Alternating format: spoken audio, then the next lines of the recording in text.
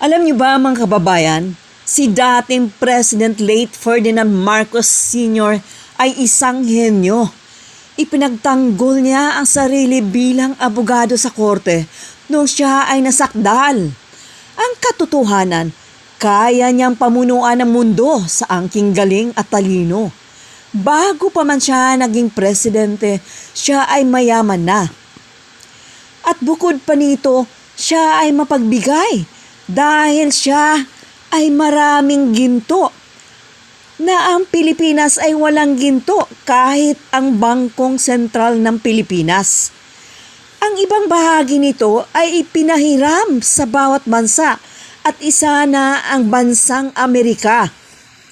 Ang Pilipinas noon ay umunlad pagkatapos wasakin ng World War II nang maupo si Apulakay bilang Pangulo. At ito pa mga kababayan, si dating Pangulong Ferdinand Marcos Sr. ay kilala dahil siya lamang ang bukod tanging presidente na nagsasalita at hindi nagbabasa tuwing siya ay nagtatalumpati sa buong bansa o sa buong mundo. Nancy and I often think of our 1969 visit to Manila when we first experienced that unexcelled Philippine hospitality as the guests of our guests here tonight. And the birthday girl was quite young and small at that time. Many things have changed in both countries since that time, but one thing remains constant: the basic nature of the Filipino-United States friendship. It remains solid. Both countries have worked hard over the years to maintain excellent cooperation in defense, foreign policy, refugee matters, economic assistance, and many other areas. And I pledge to you, President Marcos, that the United States will do its share to strengthen those ties in the 1930s. The 1980s. I've been doing a little reminiscing at the table, forgive me. Yes, 1930s was my first job. We value the friendship of the Republic of the Philippines for many reasons, Mr. President. Our intertwined histories during the first 50 years of this century left its imprint on your institutions of government, your educational system, and your public services, such as public health. The widespread use of the English language is a result of that era. So is your flourishing free enterprise system. As important as our shared histories are our shared strategic interests, which span this entire century. In World War II, Filipinos and Americans fought and died together. And you yourself, Mr. President, played an unforgettably heroic part in that conflict. Coming out of that war, your generation and mine fully understood the need for collective security arrangements. Unfortunately, some of today's young people, blessed by decades of relative peace, may not have this understanding. I think it's our duty to impart our historical experience to them. Today, a strong defense alliance is a major factor in contributing to the security of the Philippines and to the maintenance of peace and security in Asia.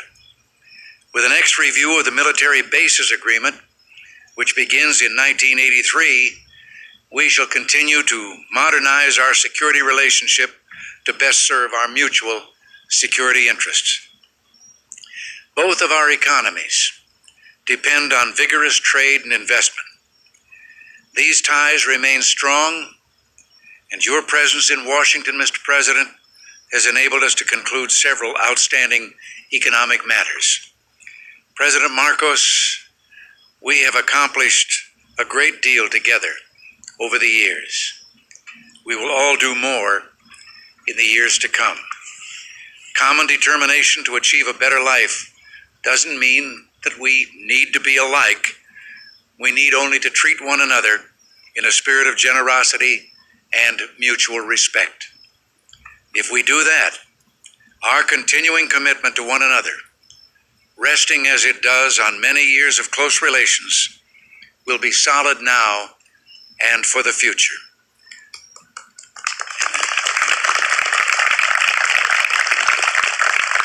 So in that spirit, let me offer a toast to the President, Mrs. Marcos, and to the people of the Philippines, and to the mutual respect, the dedication to peace and security in the world, and the shared values which unite us.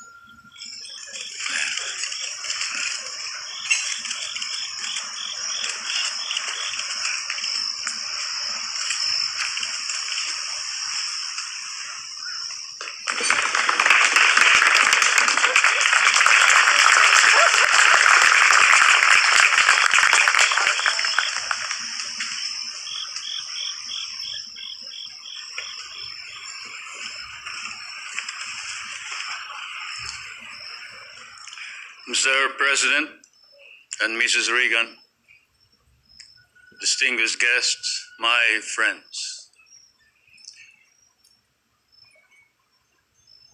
I feel I must pay tribute to this elegant and fairy-like party and dinner, which has reminded me too much not only of home, but of some dreamland at home. A tribute to the taste and sense of beauty, to perhaps primarily not only to President Reagan, but Mrs. Reagan, for lovely party, which I shall always remember as the Firefly Party in the White House. You do us great honor with this dinner. Allow me to extend the gratitude of 50 million people on the Republic of the Philippines, Mrs. Marcos and myself, for this hospitality and this generosity. Certainly, we will be unable to reciprocate this beautiful event. You even had the songs all prepared, including a Philippine song. That's a favorite of the First Lady of the Philippines, Dahil Sa'yo, which means because of you. Because of you I love, because of you I live, and because of you I am what I am. And then you had the other theme song, which was a favorite of both President Reagan and the other president. Understand? The theme song of Dr. Zhivago, which is a long story, of course, and which I won't talk about. It happens to be one of our theme songs because it was sung in one of what threatened to be a tragedy, but which did not. And that's why we remember it.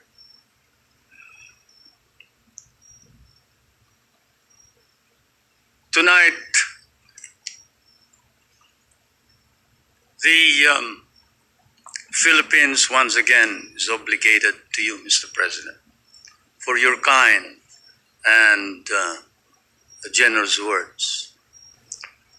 And the periods of difficulty, and perhaps therefore it is not too rash to say that it is proper to use the appellation friendship between the American and the Filipino.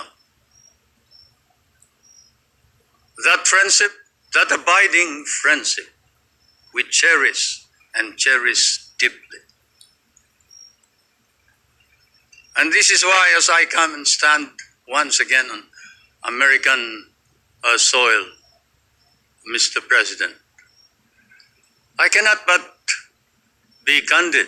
I would not be candid if I did not speak to of those misunderstandings and the adversities which we have faced together. For the world faces challenge and change. We are in a period of ferment.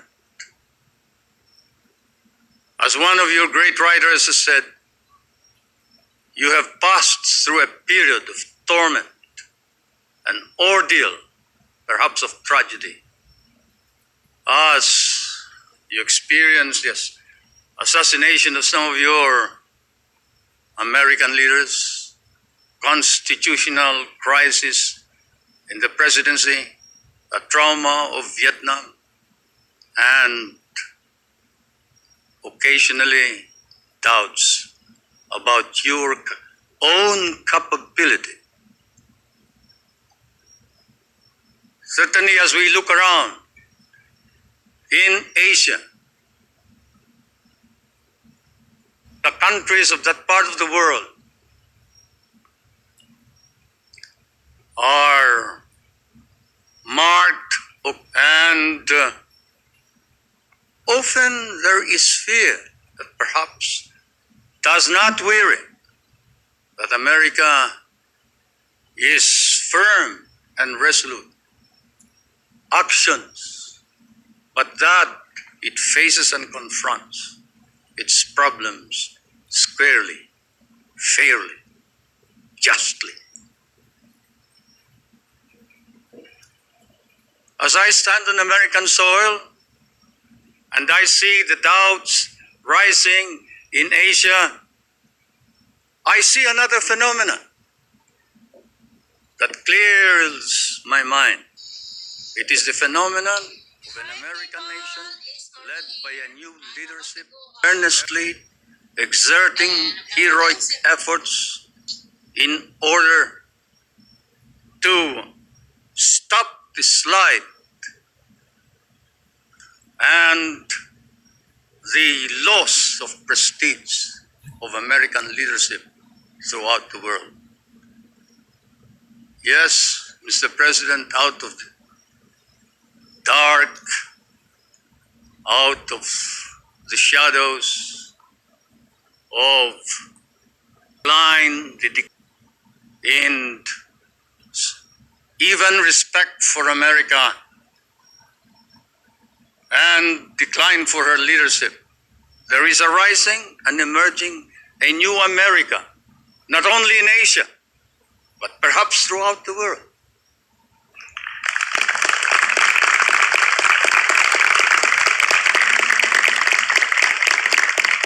The stakes are high, Mr. President. Let there be strength and greatness for the American nation, for only then can there be hope for us, the poorer nations, and let America reclaim her role, her historic place, and her historic relationship with the poorer nations of the world, the members of the third world, my world, for that is your rightful place, Mr. President. Strength and capability to reclaim her natural place and historic relationship with all the nations and with other nations, reestablish order in our anxious, troubled world. We pray for this. We hope for this. Not only the big nations, but especially the small ones. And so may I ask you to rise and join me to a toast to the continued health and success of the President of the United States, the prosperity and the strength of the American people, and the friendship of the peoples of the United States and the Philippines.